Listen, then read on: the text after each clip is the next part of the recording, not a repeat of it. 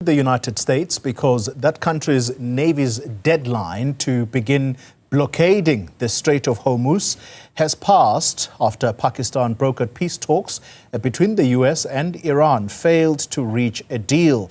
At the end of that war, well, this could potentially jeopardize a fragile two-week ceasefire.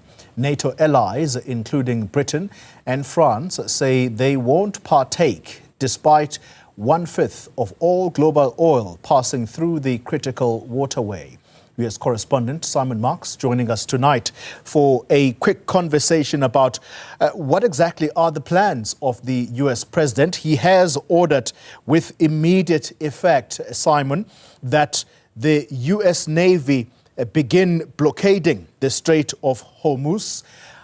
What will that look like and what is it meant to achieve? Well, it's very unclear, Xoli, both what it's going to look like and what it is designed to achieve. This was a knee-jerk reaction by the president over the weekend following the breakdown of talks between US and Iranian officials in Pakistan. Vice President J.D. Vance, who was presiding over those talks from the US side, indicated that even though they'd ended in failure, the US was willing to give the Iranian side a little bit more time to come to terms with what he described as Washington's final offer in an effort to bring about peace in the conflict. But almost as soon as he had finished articulating that message, the president was pulling the rug out from beneath him here in Washington and announcing this naval blockade, which came into force 2 hours and 9 minutes ago. The president insisting that the US is now essentially sealing the Strait of Hormuz, closing it to all tanker traffic.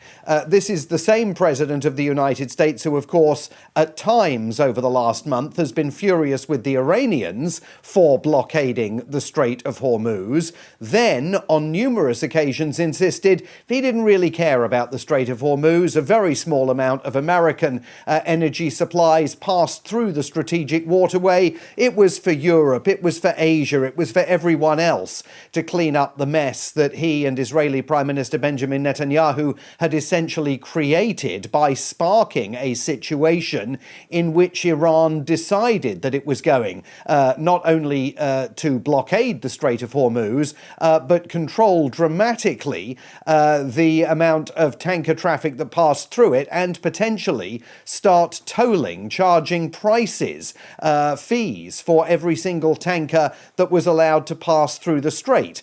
Now, the head of the International Maritime Organization, which is a UN agency that monitors the safety and security of marine vessels all over the world, said today that there is no immediate way of assessing the impact of this US blockade because so few tankers were passing through the strategic waterway before the blockade began, and that, of course, is now true after the blockade came into force. I mean, the other question about all of this is, what was the intent of this? President Trump said that the reason that the negotiations broke down in Pakistan over the weekend was because he claimed Iran was refusing to swear off its ambitions to secure nuclear weapons. Well, that's certainly not the story the Iranians tell, and it's not even clear from things that the American side have said so far precisely in what way the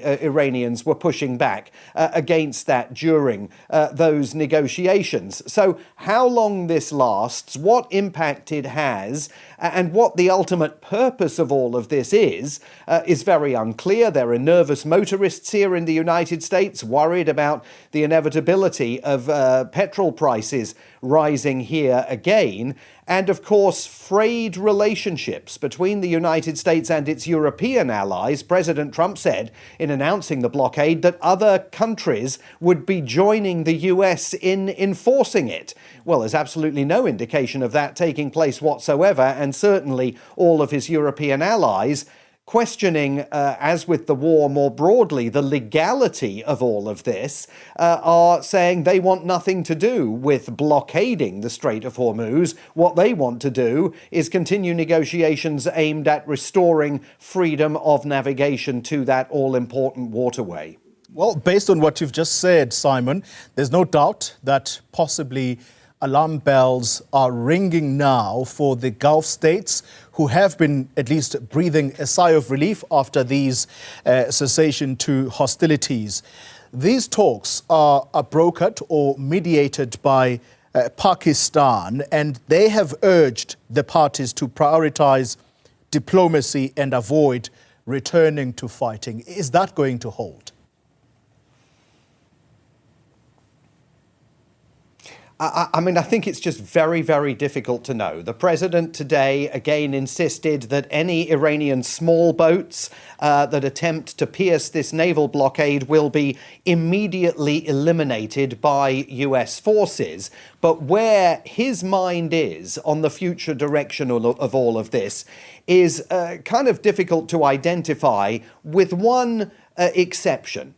I mean, what President Trump has consistently made evident is that his desire, in order to secure an off-ramp from the conflict in Iran, is focused very intently on the American aim of being cut in by the Iranian government on Iran's oil industry. I mean, President Trump has been open about his coveting of getting access to Iran's oil industry for the United States and for its energy behemoths.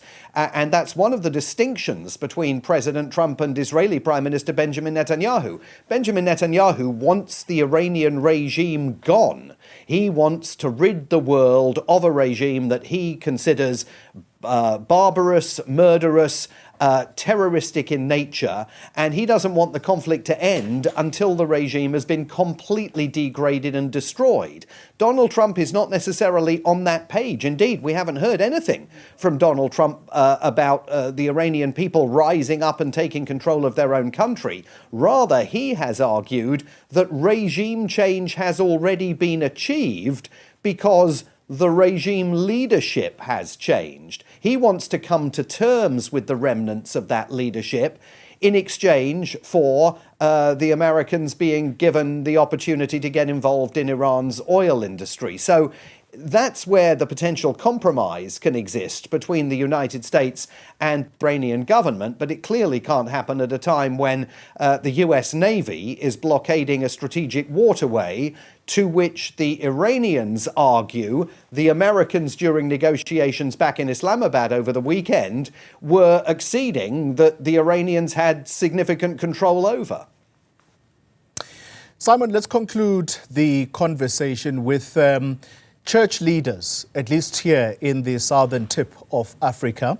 There's a statement that's just landed from the Southern African Catholic Bishops' Conference, and they are condemning a recent social media post of President Trump, which basically depicts him as Jesus Christ. What is all that about? Why would he put out such an image of himself? Well, he's just deleted it.